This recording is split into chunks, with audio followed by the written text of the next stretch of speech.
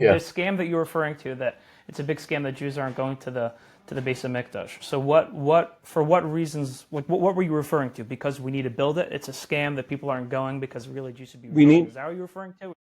yes, All of the above. everything.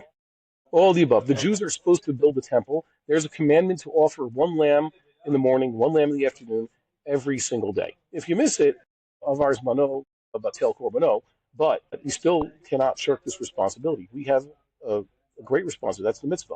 And the mitzvah binyan Beis Hamikdash always applies. And the Rambam says, what if the Beis Hamikdash is built? So it means upkeeping the Beis Hamikdash and improving the Beis Hamikdash. But when it's in a state of destruction, there's a commandment upon the community to build the Beis Hamikdash. And we are ignoring that commandment. Now, as for Okay. this So historical scam, one second. One second. So we can split that into two. One is the binyan Hamikdash, yes, and then one is yes, bringing karbanos. Can we say that those are two separate things?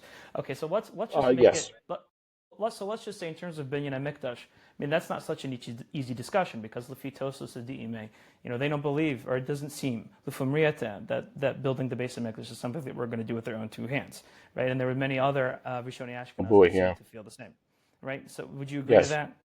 Okay. So then I would that agree part. that such an idea, Rabbi Barhim has addressed that idea on many occasions and pointed out that it used to be everybody assumed that we'd have to try to build a Beis Hamikdash. Eventually, an idea that Rashi floated, that Rashi disagreed with when he was talking actual practice, an idea that Rashi floated that there would be a heavenly Beis Hamikdash that somehow falls out of the sky, all ready to use, became almost the default position in Judaism because we were so pathetic. I'm not saying that in a bad way.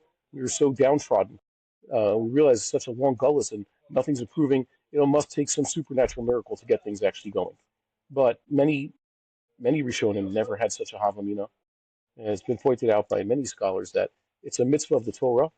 There's no such thing as God taking away a mitzvah from us and making it fall out of heaven. You don't assume that your lulav and esrog will fall out of heaven. Even No, messiahs I don't understand. fall out of But heaven. would you admit that it seems like, for example, if I remember correctly, Tosos and Sukkah seems to make it sound like Yeah. there's not going to be a binyan, there's going to be a nace that's going to come from Shemaim, and that's pretty much it. Do you admit that Lafi, certain Rishonei Ashkenaz, they would be saying no, one should be waiting for the Beis Hamikdash to fall from Shemaim, or do you disagree with that point? I might disagree. I would say that they saw something as so impossible. It must be that way. But they would not, let's say, ever be opposed to a Jewish national movement in the land of Israel saying, you know what, we have political power, we have the means, we have the money. We are not going to build a base of Mikdash because we are specifically going to wait for it to fall out of the sky. Such a thing never occurred to them. It was Okay. similar to the ingathering of the exiles. It really, how does the ingathering of the exiles take place? How has it taken place? How many times in history the Jews pick themselves up and get there, by walking or getting on their donkeys or their carriages or airplanes, whatever it might be. If Jews started believing that there would be miraculous on eagle's wings, almost literally, in gathering the exiles, and then they would stay in the exile when time came and they got an airplane or a boat or whatever to take them back, and they say, nope, now we're going to wait for some sort of miraculous teleportation device or a cloud to take us, then that would be foolish. Okay? That's not what the Tosafists or Yeah, any but Rishoni Ashkenaz believed. Rav Grossman, I understand what you're saying. I will note that I do find it somewhat odd that if you learn certain Rishoni Ashkenaz that they don't really mention a possibility of a binyan. But I understand your position, and I'm not saying it's wrong at all.